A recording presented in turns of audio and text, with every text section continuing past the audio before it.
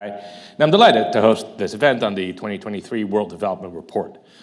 This year's edition of the report focuses on migration, a topic that has been of central concern to U.S. policymakers in recent years, both domestically and of course, overseas. Domestically, we went through numerous contentious debates over the Muslim ban, over the border wall, over family separation, as well as over last week's expiration of Title 42 restrictions on asylum applications. Those restrictions, of course, originally instated by the Trump administration, at least nominally in response to the COVID-19 pandemic, have now ended, and so far so good. It seems like we'll talk about that in a bit. Meanwhile, what one might call the regular immigration bureaucracy struggles and has struggled for years to deal with backlogs, and I think is a source of frustration and certainly of red tape for immigrants, their relatives, and businesses alike. Internationally, major refugee crises involve millions of Syrians who left their country in response to the atrocities committed by the Assad regime. Millions of Venezuelans have been displaced by the failed experiment of Bolivarian socialism, and millions of Ukrainians who fled from Putin's war of aggression against Ukraine now find themselves in other European countries. Meanwhile, we have Rohingya fleeing persecution in Myanmar, Afghan families fleeing decades of armed conflict and the return of the Taliban. So that's not a great picture on the refugee side. At the same time, on the more labor-oriented side of migration, the COVID-19 crisis and nativist policies like Britain's exit from the European Union have led to the introduction of new barriers to immigration of all kinds. With that, maybe not super uplifting background in mind, today we'll learn about the World Bank's view of migration, both as a social science phenomenon and as a policy issue. We'll hear about the report's main findings and recommendations, and we'll hear from experts and policymakers seated right here in front of me about the way in which the United States is responding and should respond to global migration trends. Now, specifically, the proceedings will unfold as follows. First, Tuan Do of the World Bank will present the report. Tuan is co-director for the 2023 World Development Report and a lead economist in the World Bank's Development Research Group. Then after Tuan's presentation, we will hear comments by Katie Tobin, who is Senior Director for Transborder at the National Security Council, which oversees all issues related to United States border security. Then Alex Araste, Vice President for Economic and Social Policy Studies at the Cato Institute, and Tara Watson, Director of the Center on Children and Families, soon to be renamed, I believe, at the Brookings Institution, will weigh in after Katie. We'll then have a conversation among ourselves, take questions from you all and from our online audience. Our online audience can submit questions by using a hashtag that I think one person ever has used, or by emailing Katrina Fee. This information is on the event page, and so I'm not going to try and spell out email addresses or hashtags.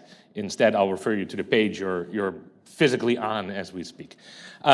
So with all the logistics out of the way, Tuan, delighted to welcome you. Please take it away.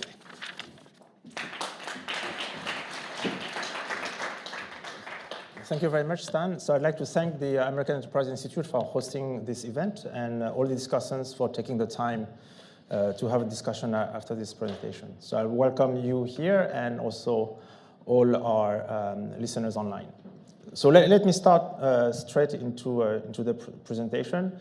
So this year's WDR is World Development Report, so you will hear WDR quite a bit as an acronym that has become part of our lexicon but might be new to you, is on migrants, refugees, and societies.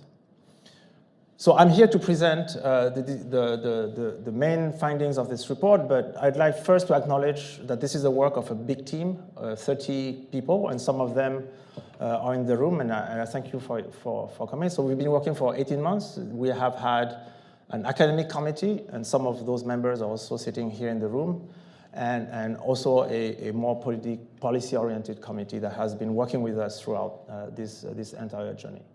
So as is very common, I'm happy to privatize the credit and mutualize the criticism that will come out of this discussion. So let me jump straight into the issue. First, as is not necessarily common for other institutions, we define the migrant as someone who does not have the nationality of the country he or she is living in. So this is a kind of departure from being foreign-born or other definition you might have heard of. And with this definition and the discrepancy between citizenship of the person and citizenship and country they are in is going to define the entire tension that we are going to discuss. So with this definition in mind, we're revisiting a little bit the numbers, and I'd like you, from those numbers and those graphs, to remember three things. First, beyond the fact that there are 184 million migrants and refugees throughout the world, which is 2.5% of the world population. First is migration is also and foremost a phenomenon between countries of low and middle income to countries of low and middle income. So it's not just low-income countries migrating to high-income countries. The second fact is refugees are mostly hosted in developing countries.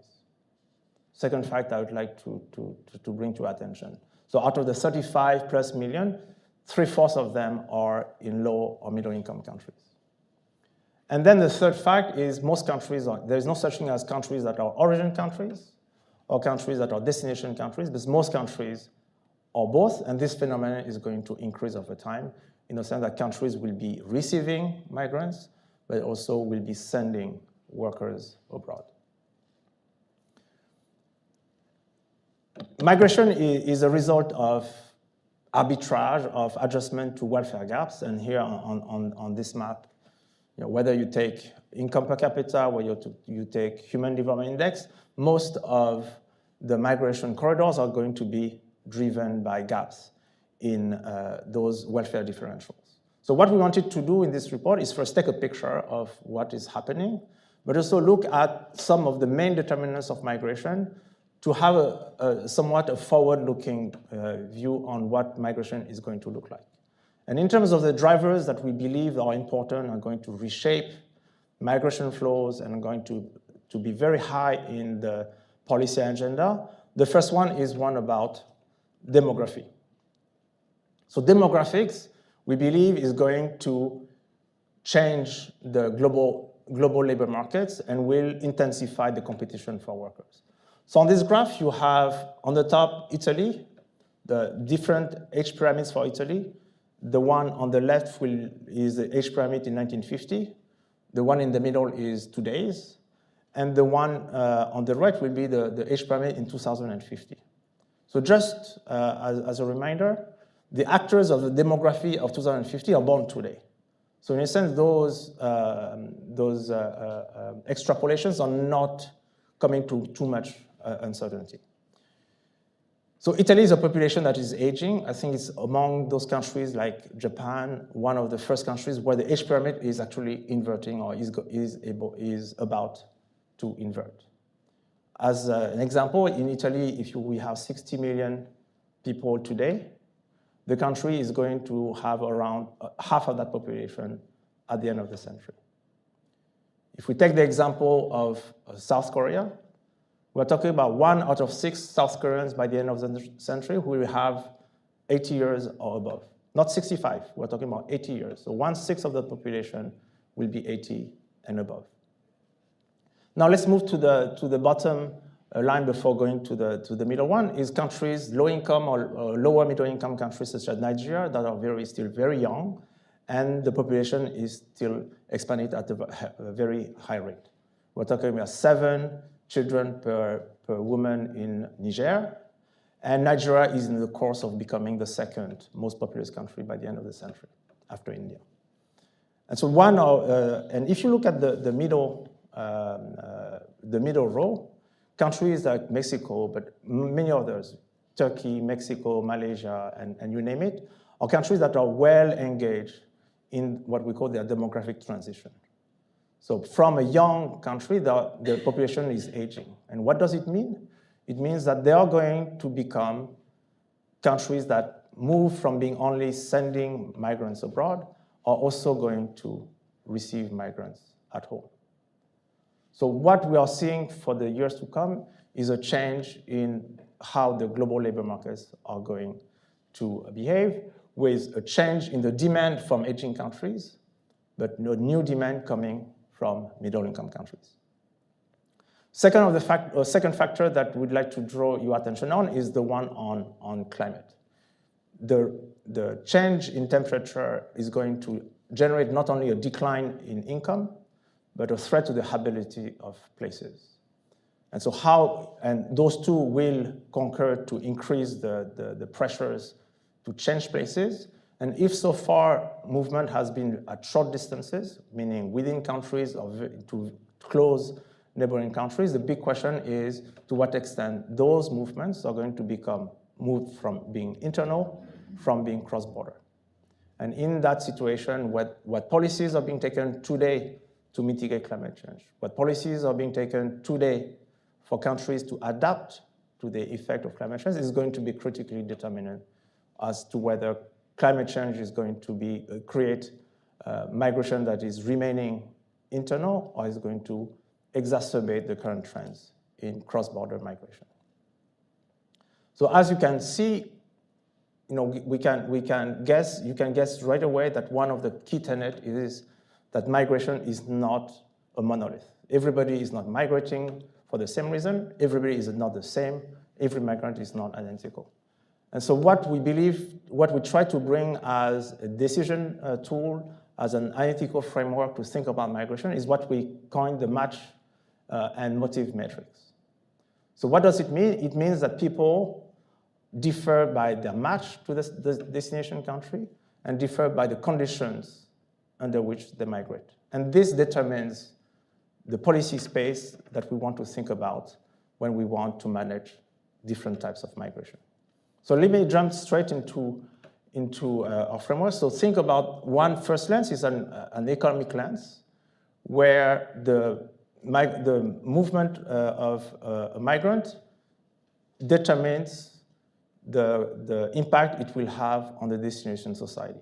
And once again, given that destination countries have a say in who migrates, while origin countries don't, then we want to put ourselves in the perspective of these destination countries. And from an economic lens, what the trade-off will be is going to be the benefits that a migrant brings with his skills and his other attributes on the labor market, and this compared to integration costs when there are.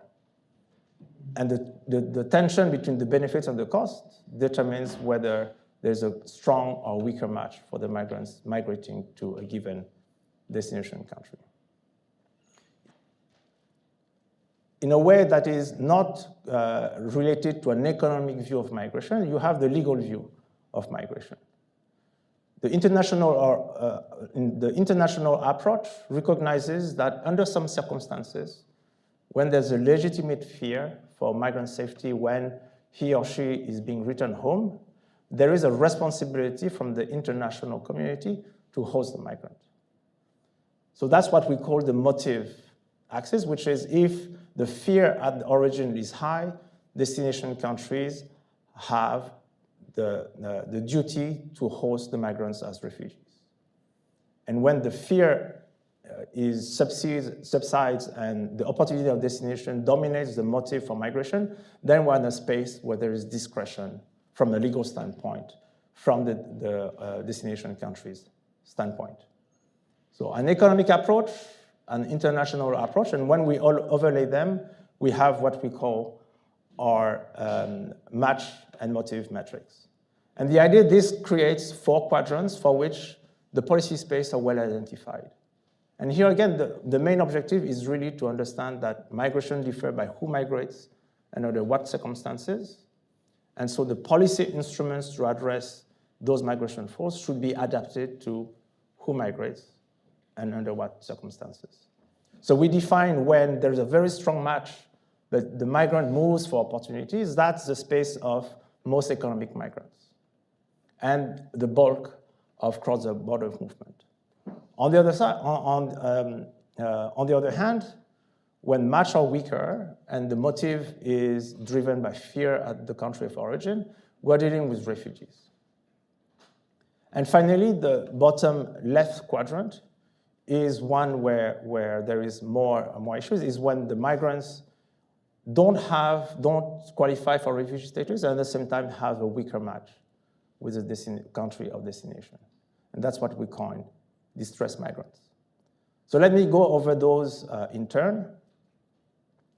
The challenge for most economic migrants is to maximize the gain for all. There is economic benefits, and policies has a role to play to increase those benefits further.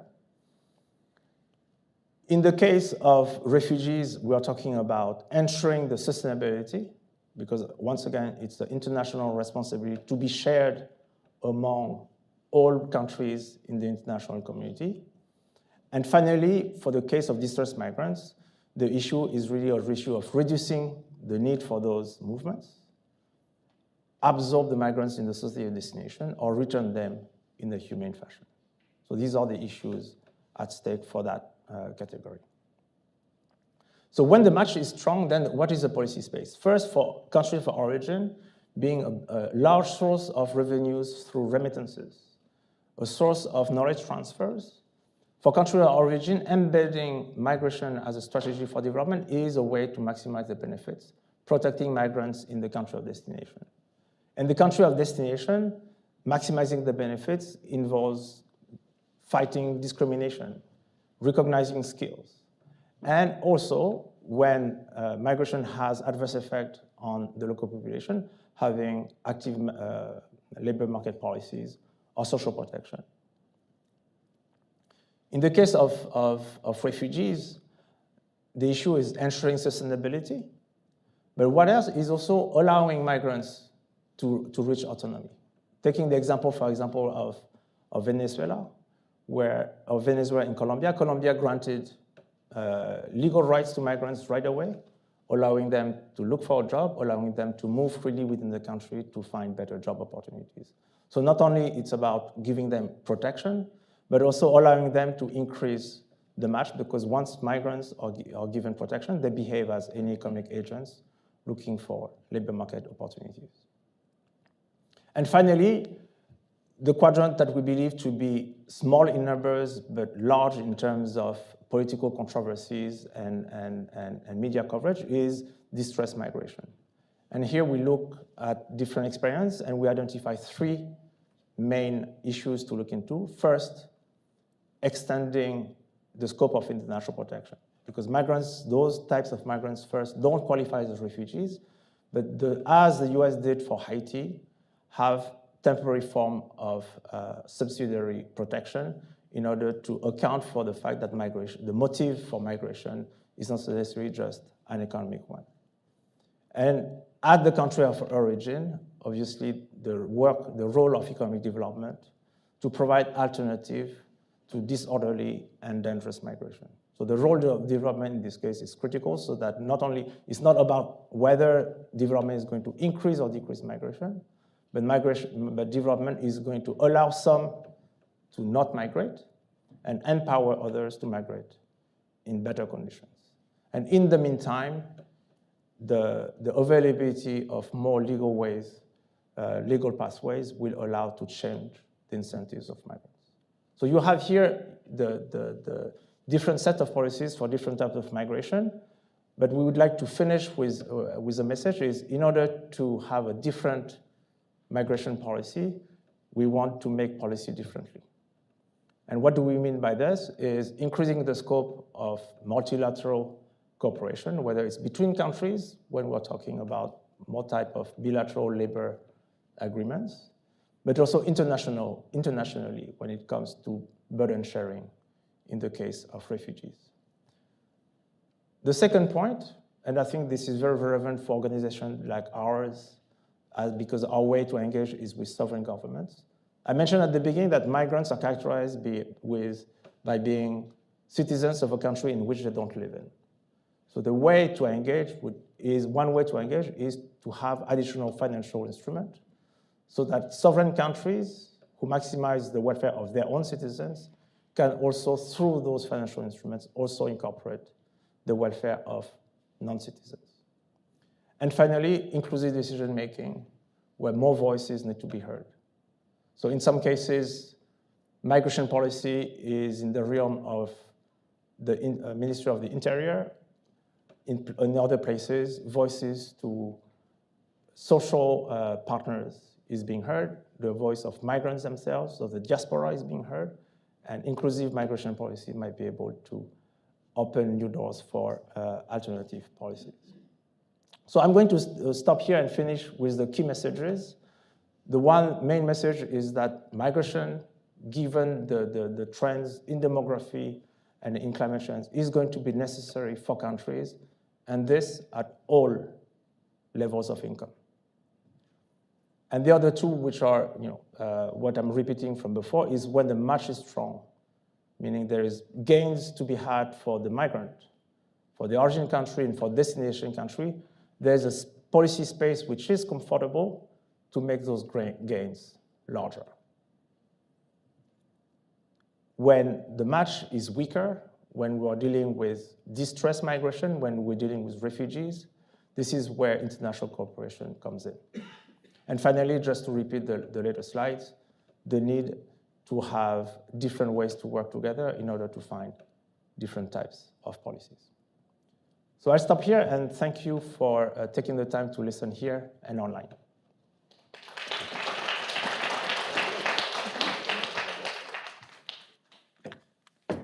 Thank you. And now I will just briefly announce Katie Tobin. Katie, welcome. Thank you.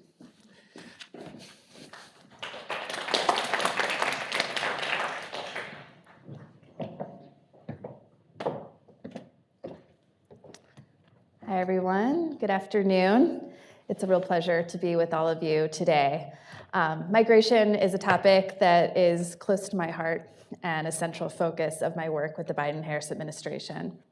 I first wanted to say thanks to Stan and to the American Enterprise Institute for inviting me to speak with you all today, for hosting this event, to Tuan and to the World Bank for making migration the topic of your 2023 World Development Report.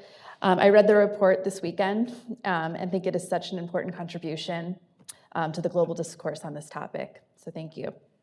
I honestly think we need more economists focused on this issue. I think the concept that you outlined on the match and motive matrix is brilliant, and I will speak more to that in a bit on how I think it applies in the US context. As mentioned at the beginning, I serve as Special Assistant to the President in the White House National Security Council, covering among many other topics, migration. President Biden has often said that migration is one of the existential challenges, not only facing the United States, but governments around the world at this moment in time. How we deal with it today will shape decades to come. This gives those of us working on this topic a great sense of responsibility to try to get it right, and it's certainly not easy. While this is a global challenge, it has become more of a regional challenge here in the Western Hemisphere than we've ever seen before. According to the State Department, at least 1/5 of the world's forcibly displaced, which we from the UN understand to be about 100 million, are in the Western Hemisphere. So this creates operational and political challenges, not just for the United States, but for all of our neighbors that we're jointly grappling with this. You just have to turn on the TV these days to know that migration has been on the forefront of the political discourse in the United States in recent weeks. Last Thursday, May 11th at 11:59 p.m., we shifted from the Title 42 public health order to our normal Title 8 immigration processes at the southwest border. With that, we ushered in a set of ambitious new policies that aim to do exactly what your report described, match the need in the United States with the motives for people that are on the move.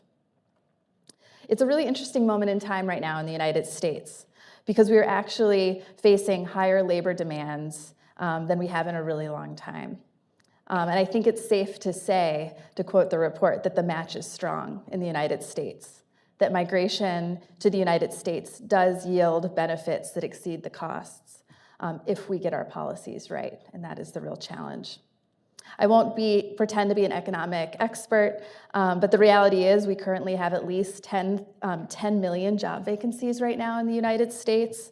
On top of that, We are creating new jobs this year as we're breaking ground on key infrastructure projects under the President's bipartisan infrastructure law, the CHIPS and Science Act, new green jobs as we implement the Inflation Reduction Act.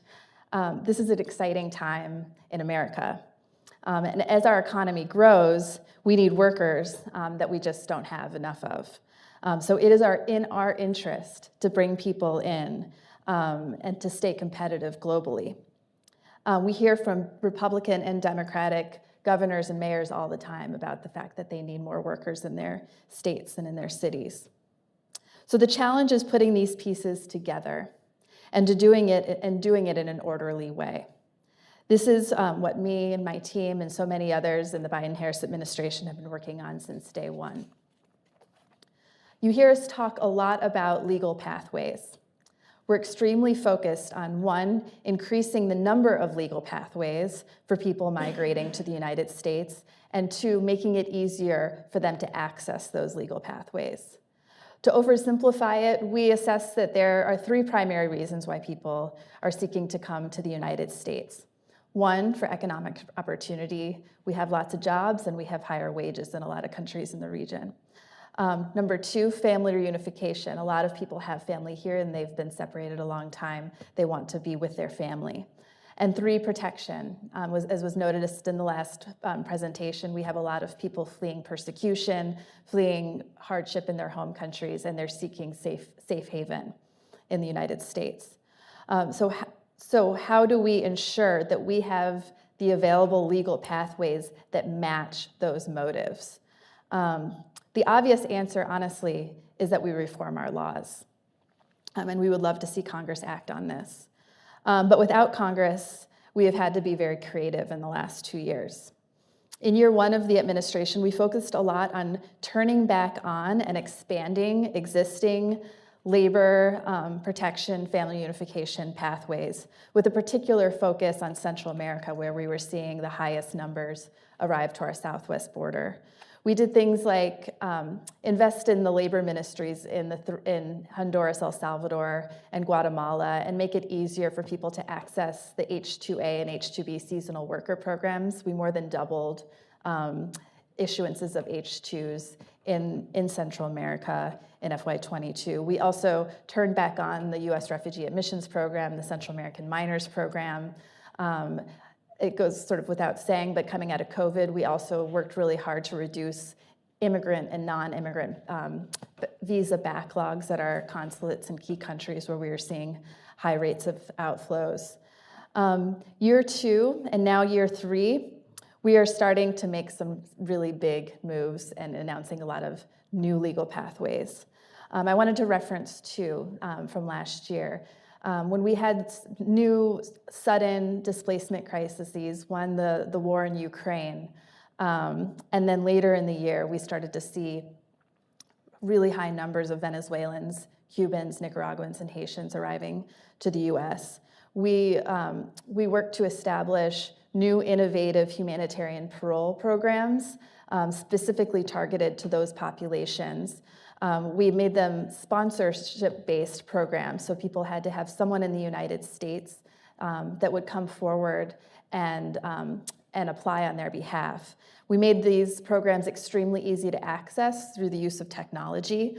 So instead of having to wait years for a visa appointment or for refugee resettlement, you could access this program on your phone. We're able to streamline the processing and approve people within a matter of weeks. We saw these programs have a dramatic impact on irregular migration to our southwest border, with each of these programs that we announced, first Uniting for Ukraine, then in October of 2022, the Venezuela process, and then in January of 2023, an expansion of that for Cubans, Haitians, and Nicaraguans. Each time we saw over a 90% drop in irregular migration, and we saw thousands of people arriving on planes, quickly getting work authorization, contributing to our economy, reuniting with family, accessing protection. So these are sort of is an example of sort of the innovative ways in which the U.S. is seeking to more quickly match the needs in the United States and address also the really urgent humanitarian needs of people that are fleeing and seeking to come to our country.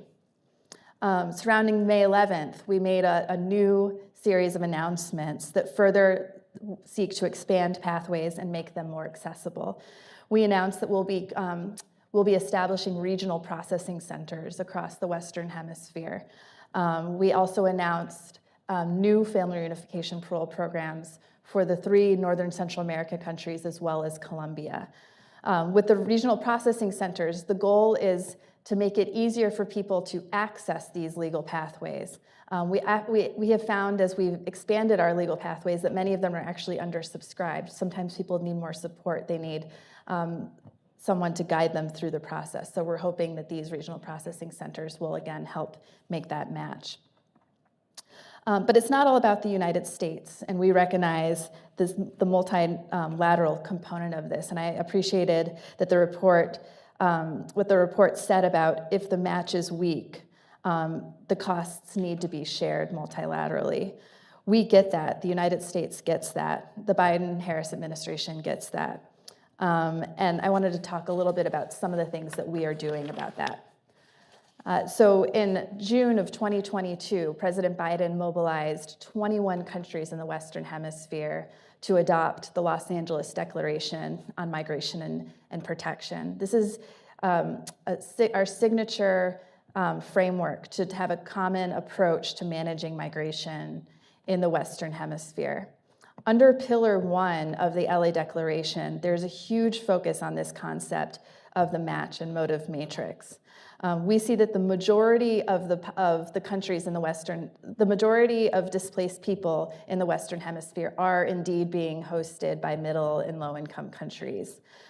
These are countries that are under incredible strain by the millions of people that have entered their country. So we have called for, under Pillar 1, far more support for the countries that are on the front lines that are hosting these populations. The US, through the State Department and USAID, we have delivered a total of $2.4 billion in humanitarian assistance and $2.1 billion in development, economic, and health assistance in the Western Hemisphere in the last 2 years. But in addition to what we are doing directly, we have also worked more with the World Bank, with the Inter-American Development Bank, to provide concessional lending to these countries in the Western Hemisphere that are middle income, may otherwise not be eligible for this financing, but because they're hosting tens of thousands or millions of refugees and migrants, really do need access to more support. We've done this in countries such as Colombia, Ecuador, and most recently Costa Rica. This has enabled those countries to pass temporary protection policies, regularization plans, policies that integrate and welcome migrants and refugees, prevent onward movements and fuel human smuggling networks. And we will continue to do that work alongside other partners. We have also, under the LA Declaration, called on more countries to also expand their own legal pathways. And you heard when we announced the regional processing centers last month that we did so alongside Canada and Spain, who have also committed to take more cases from the Western Hemisphere through this joint initiative. And then, of course, the focus in the report on origin countries and the need to focus on that as part of the solution. We feel strongly that that is important too. That's reflected in the root causes strategy that the Vice President has championed since 2021. The Vice President has worked to bring the private sector to the table through the call to action. We've worked with 47 companies and organizations that have committed to invest $4.2 billion to create economic security for people in the region. So in closing, the Biden-Harris administration appreciates both the moral responsibility and the strategic opportunity that migration presents. It's at the heart of our domestic and our foreign policy agendas. We do not always get the match perfect, but I am proud to be a part of an administration that recognizes the value of migration and is innovating and testing new ideas to get it right. We are grateful for multilateral organizations like the UN, like the World Bank, for stepping up and contributing to this issue as well. We really need everybody at the table. So thank you again, and I really look forward to the discussion today.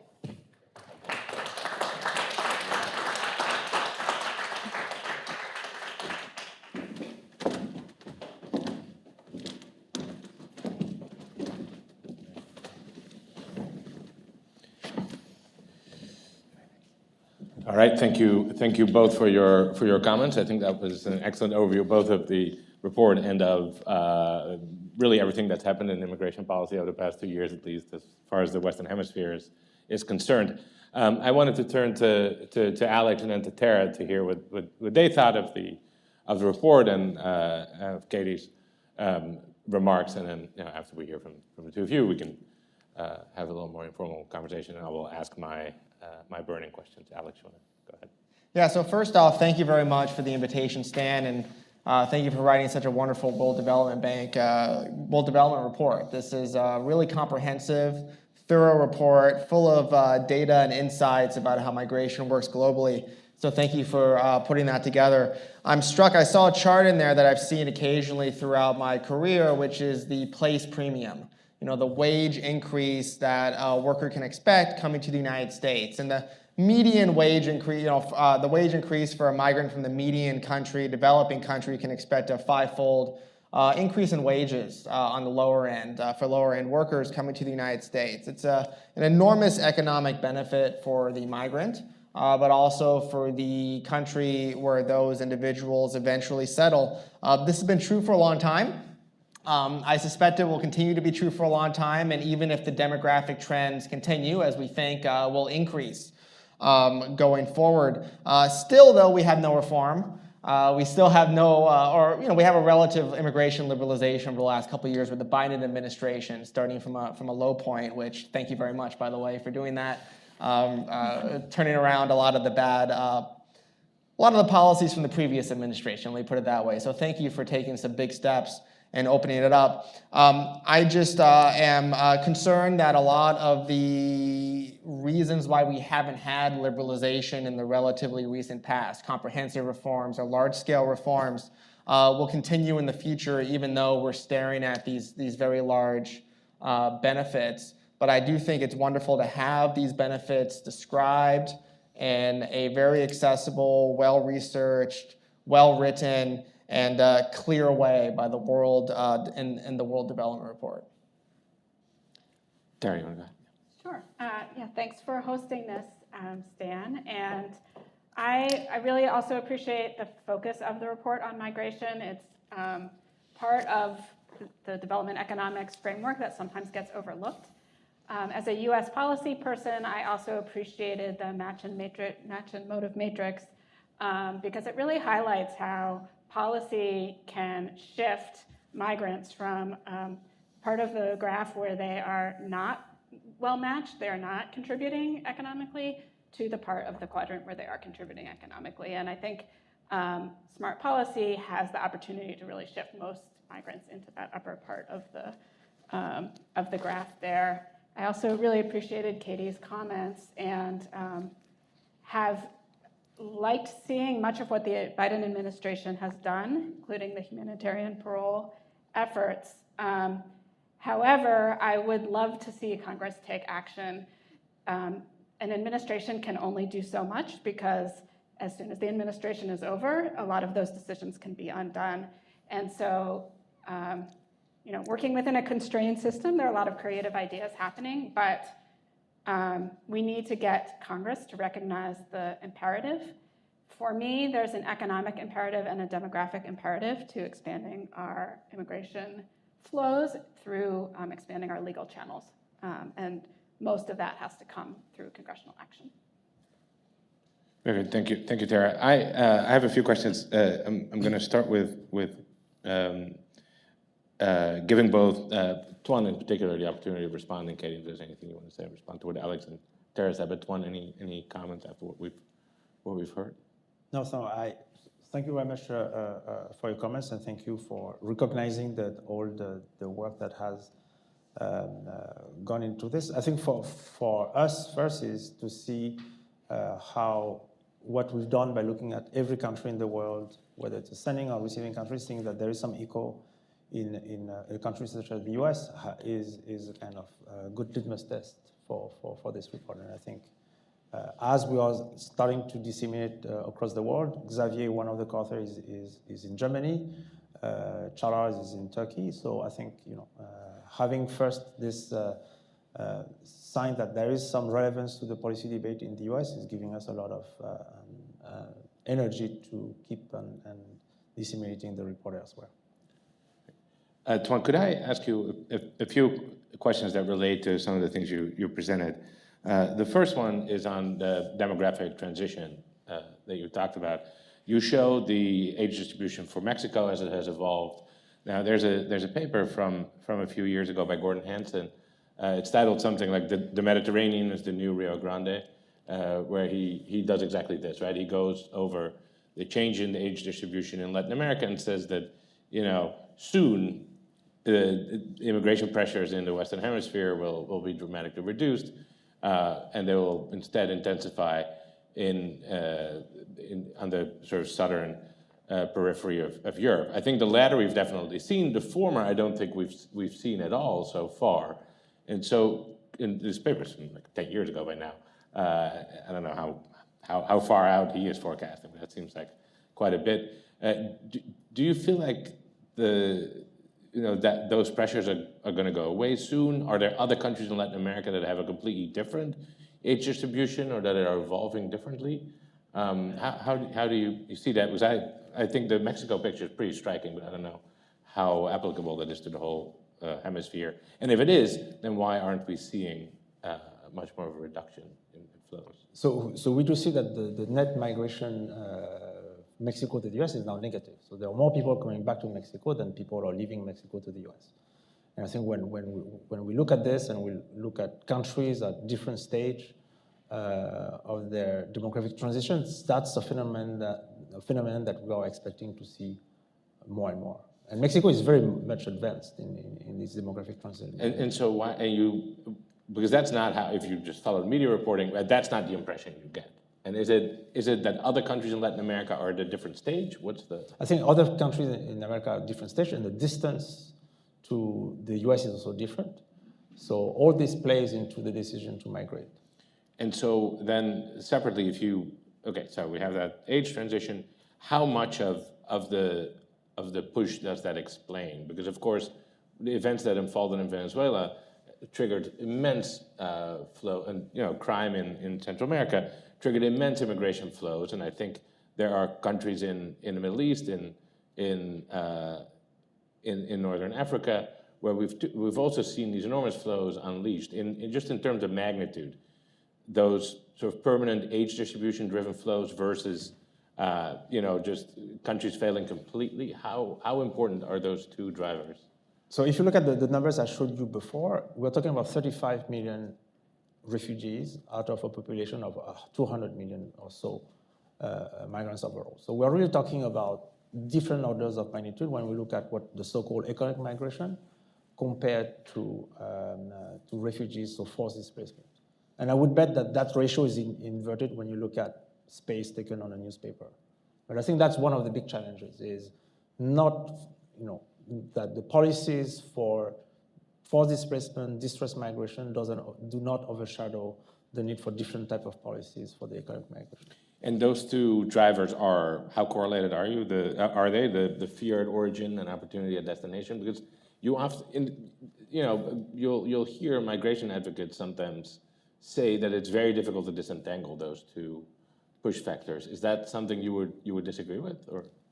I think the first, because the numbers are so different, we're talking about different orders of magnitude, and also the conflict and fragility. There are some places where we know, but who would have predicted Ukraine 2 years from now? And who would have thought that Sudan is falling in civil war? I think that correlation is unclear. I think we don't have a very good understanding of the sources of fragility. And we do understand fragility, but when it will translate into outbursts of violence is something we understand much less. Very good. Katie, I have a few questions for you too. First, on this sort of broader, what does the hemisphere look like point? I know the administration has a root causes strategy that tries to, reduce fear at origin and increase opportunity at origin, to put it in Tuan's terms. You didn't emphasize that, I think, in your remarks. Could you tell me, how that strategy is going, and then maybe separately, are there countries in Latin America or in other parts of the world, but I think Latin America is the most important, that you are particularly concerned and particularly optimistic about in terms of how they're managing their economies, opportunity they're creating, maybe increases or reductions in outflows? Sure. Yeah, root causes work is really tough, which I think we can all appreciate.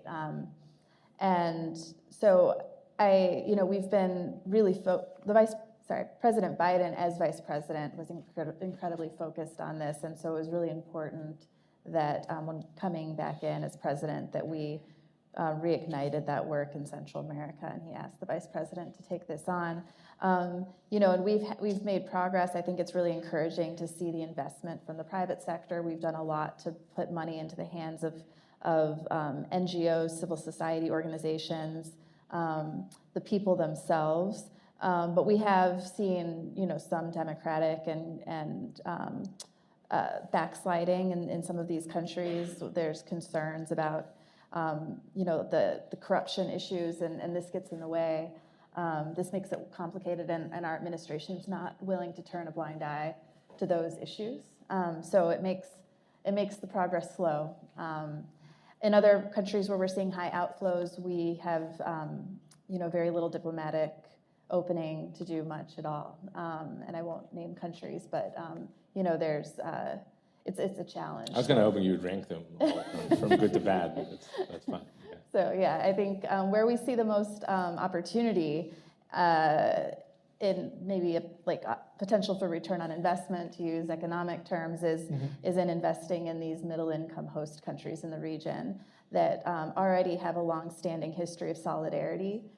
Countries like Colombia and Ecuador and Peru, Costa Rica, these are countries that have long traditions of welcoming their neighbors. They have strong legal frameworks. They have relatively good, economies that have been really hit by COVID and climate events.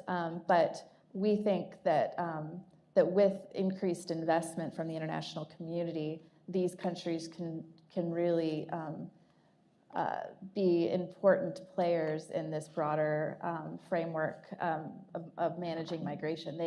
They can host these populations. They can provide them temporary or permanent legal status.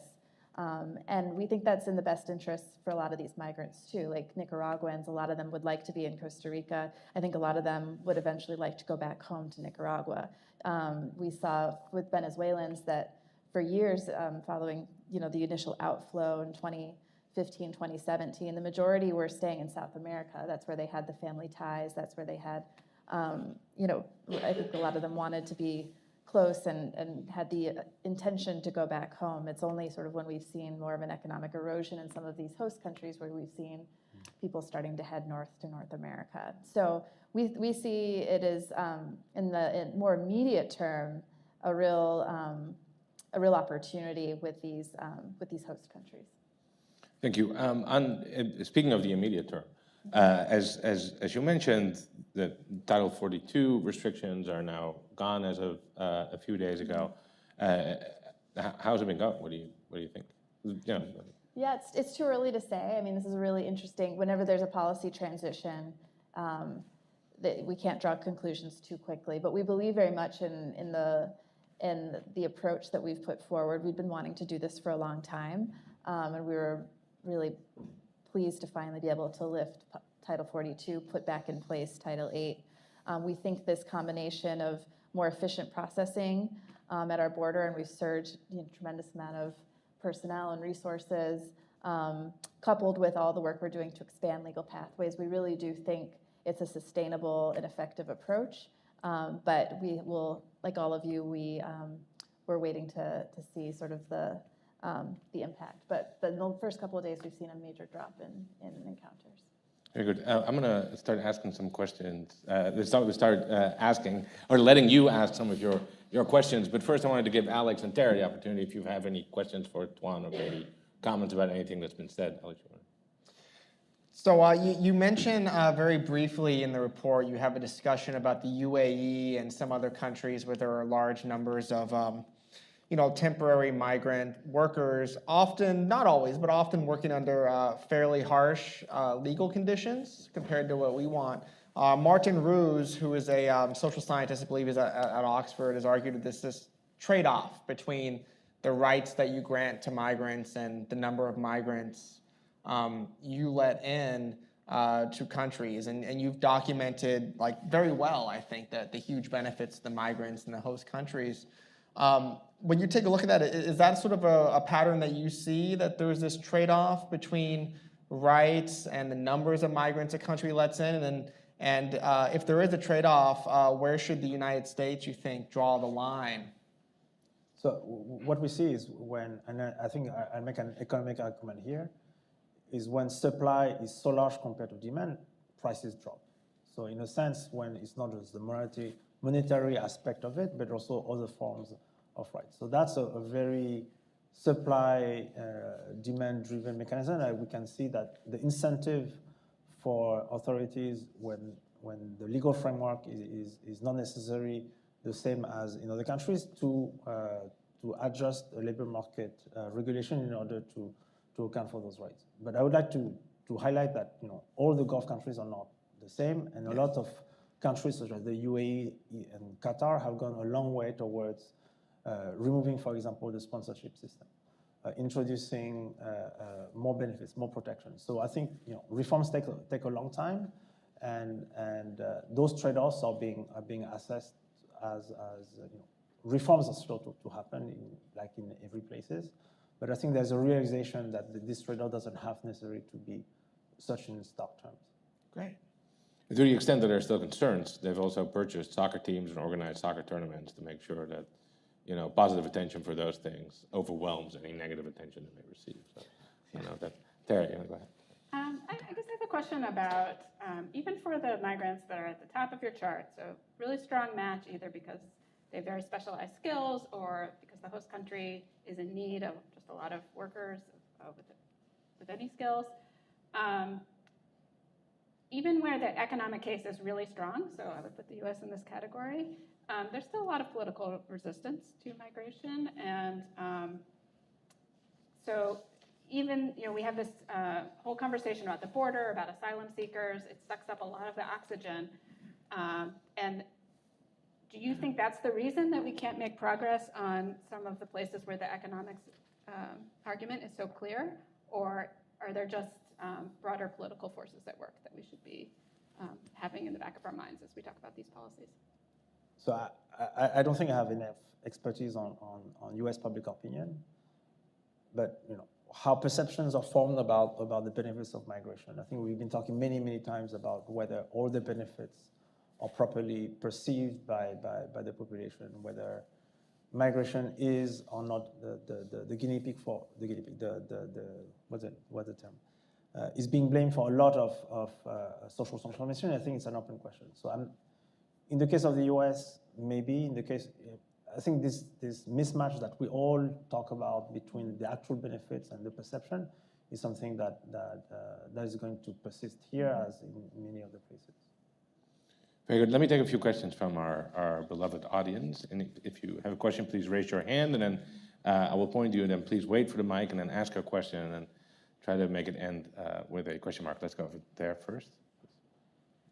Yes, my name is Roger Cochetti. I am an author and editorial contributor on technology policy for the Hill newspaper. My question, I think, is for Katie Tobin, but any panelist might be interested in answering it, and that is the rapid development of a special program for Ukraine refugees last year was pretty clear evidence that the United States is quite capable of creating special programs for outside of the Western Hemisphere.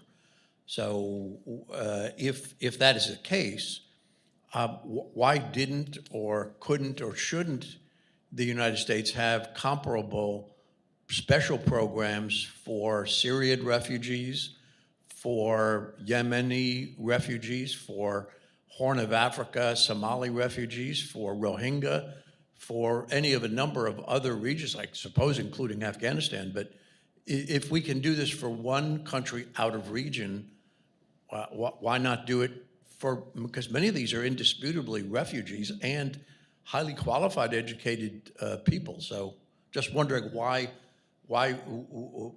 was it suitable for Ukraine, but not for Syria or whatever? Thank you. Katie, you want to respond to that?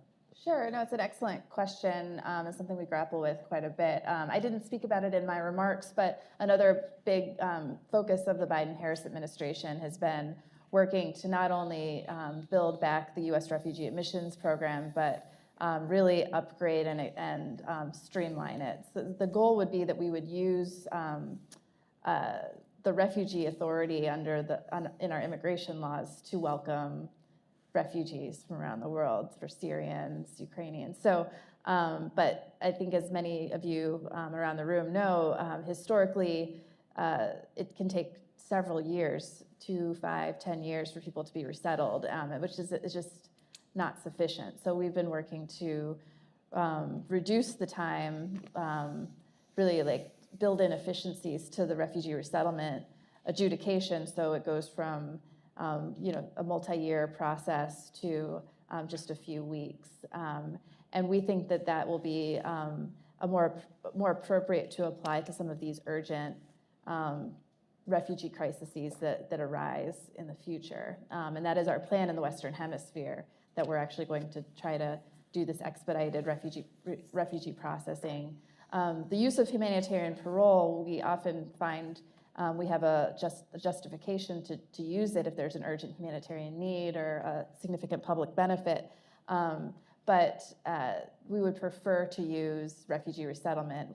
It's a more durable solution for refugees. They come here with permanent status. They can bring their family members. So it's a long story, but we would always prefer to use refugee resettlement as the pathway over parole if we had the choice. On a somewhat related note, if you're interested, last week I hosted an event here on the Welcome Corps, which is a new program that allows for private sponsorship of refugees, so not through the traditional resettlement agencies. And that program, once it starts working, may help with some of the populations you mentioned.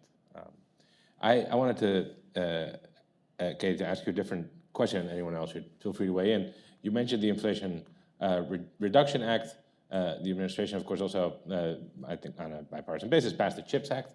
I think for a number of those industrial policy initiatives, there's a concern that there's a number of relatively specific high-skilled occupations where the U.S. struggles to train people, where numbers certainly are small, where there's a very clearly defined shortage, where you can't train people that quickly because they often require years of higher education.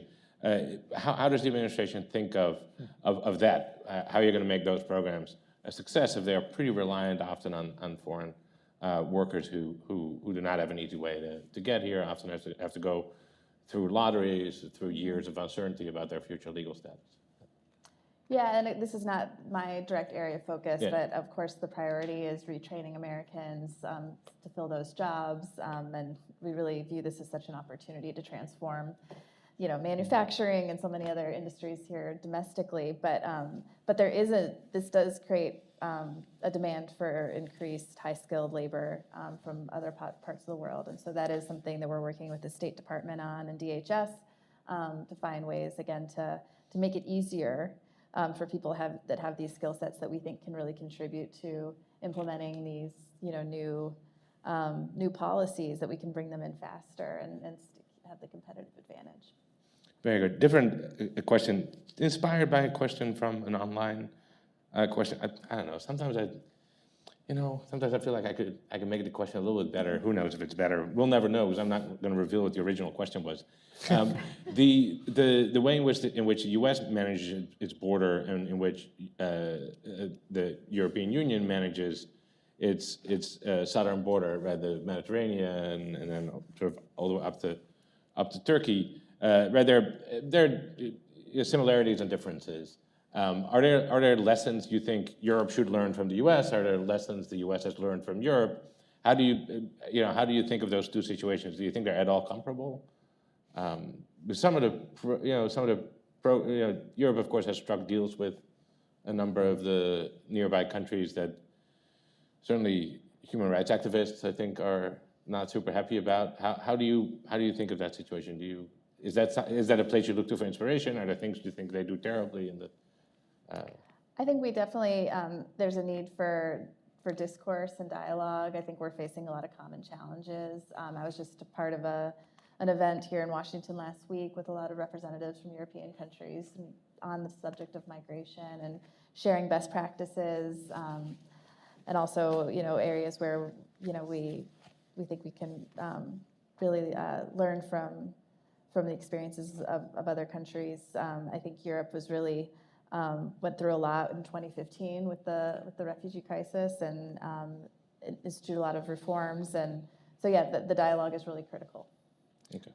I mean, if I could say one thing, I think one lesson that Europe could learn from the Biden administration is from the humanitarian paroles that you've extended to Venezuelans, Cubans, Nicaraguans, and Haitians, which, as you mentioned in your speech, 95% decline on average in Border Patrol apprehensions. And I think it would be, the whole world should know about that, because there's almost nothing short of a major catastrophe that causes a reduction like that. And it's through liberalization. It's through making lawful pathways into the United States open to people who otherwise would be marching through, many of them through the Darien Gap, be taking dangerous sea voyages, some of whom would die in the deserts of northern Mexico, to say nothing of being abused by smugglers and cartels and everything else. And to give them the option to apply from their home countries, to find a sponsor, and to come into the United States to work, I think is a success that needs to be shouted from the rooftops even louder, both from a humanitarian and economic perspective. And I wish that our friends in Europe would more realize that. They have, of course, in the past at different times with different programs, but that is the real unsung success and lesson that I've gotten from the last several years of the Biden administration. And it's something that I think future administrations should learn from and emulate, and that foreign countries should as well. You think it's better than bribing Libyan warlords? I do think that the benefits exceed the costs of letting people migrate lawfully compared to any other alternatives that are available to these governments. If I can just jump in there, the congressional laws on the books have caps on migration that were set in 1990 in most cases, and so they're just woefully out of date and not providing the legal channels that the economics would imply. Very good. Any more questions from the audience? Let's go over here on the left. Yes.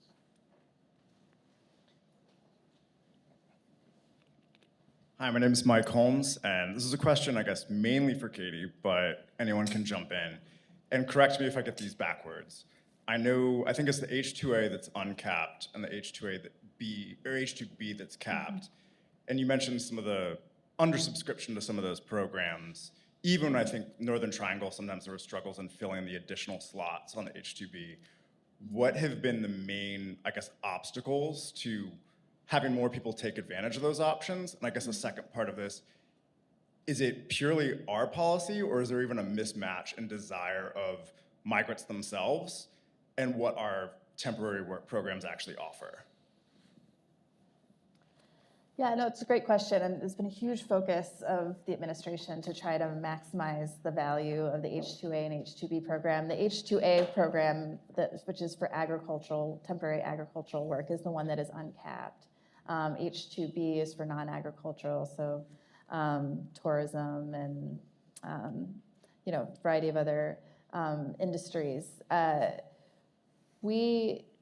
Having gotten my hands dirty with this, really gotten into it in the last couple of years, I think it needs a legislative reform. I mean, there's too many steps. It's really complicated, I think, for the worker, the person sitting in Honduras who wants to come work in agriculture in the United States and the farmer in the US. They don't naturally meet.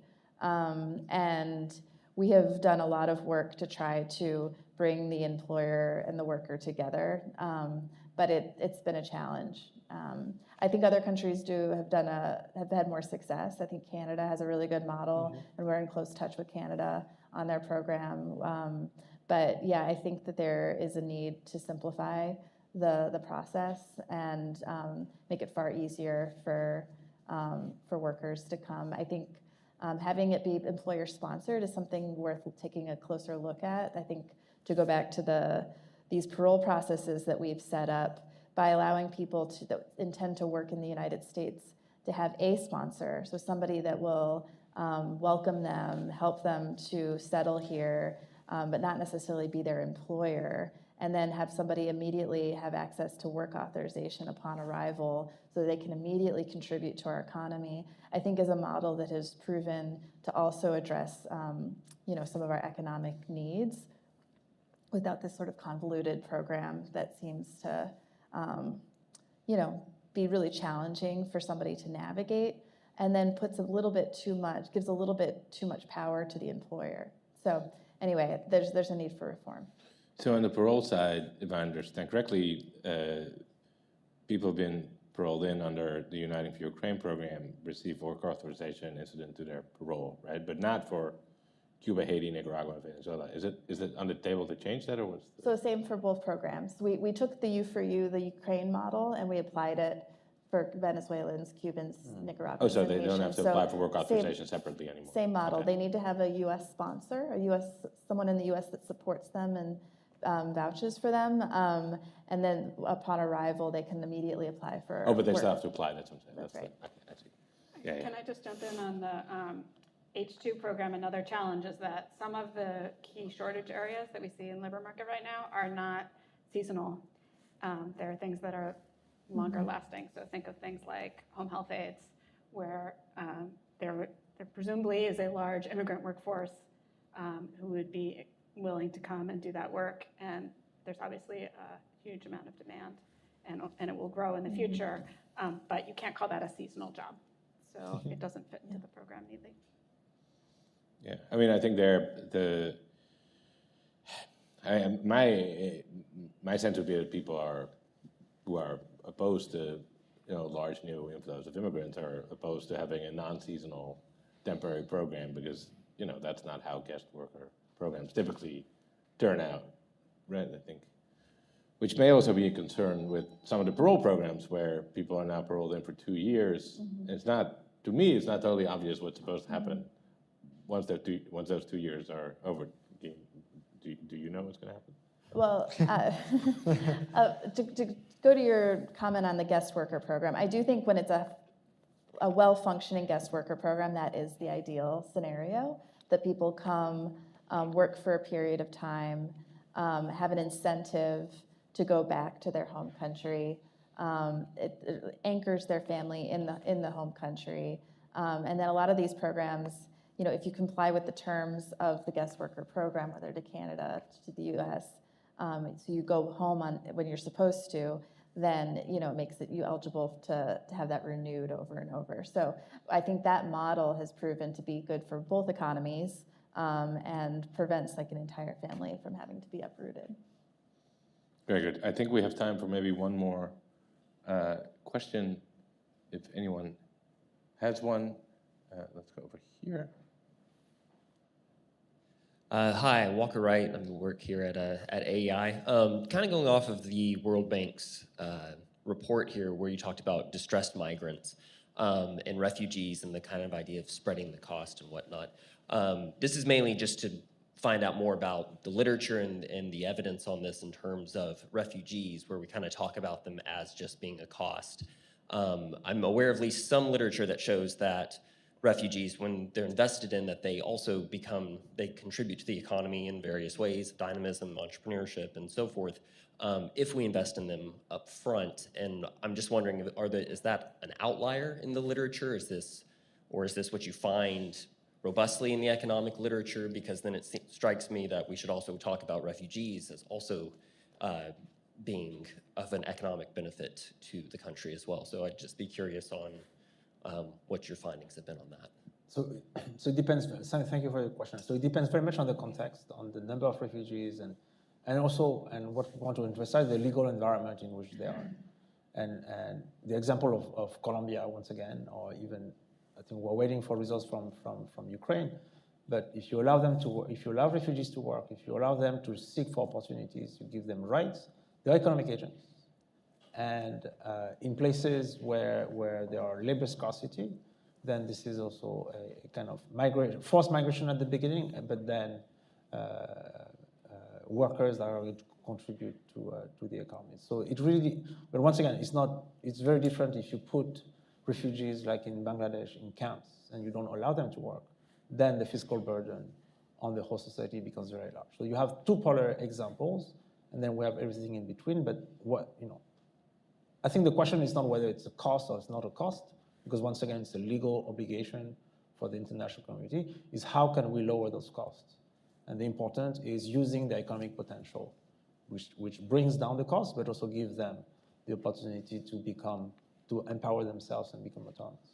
And not just for refugees, for asylum seekers, you also have very different legal treatment even within advanced economies, right? Where in the US, often allowed to work during the procedure. Correct. In Europe, much less frequently. Yeah. So, right, and so that obviously the legal status very directly impacts the economic impact. On that, on your matrix, one thing I was wondering about, you define the benefits very narrowly in terms of labor market impact. Of course, for a very common form of migration is for family reunification purposes, where there presumably are large benefits that accrue to family members who are already in the destination country. It feels like you bias your framework a little bit against family reunification by just explicitly not counting benefits like that. How did you? No, okay. So I mean, first, we don't want to start to put monetary values on this, but I think just to think about this issue conceptually. And the way we think about family reunification is, let's think about the movement of the entire family, even if it doesn't happen at the same time over time. And so the big question is, conditional on the family to join later on, what is the benefit to the whole society of welcoming a family unit, even if the main working person is going to come earlier? I see. Well, that is satisfying. Thank you. I think with that, we've reached the end of our program here today. Thank you again to our speakers, our panelists. Thank you all for coming, and thanks to the people behind the camera on the internet as well. Thank you and have a good day.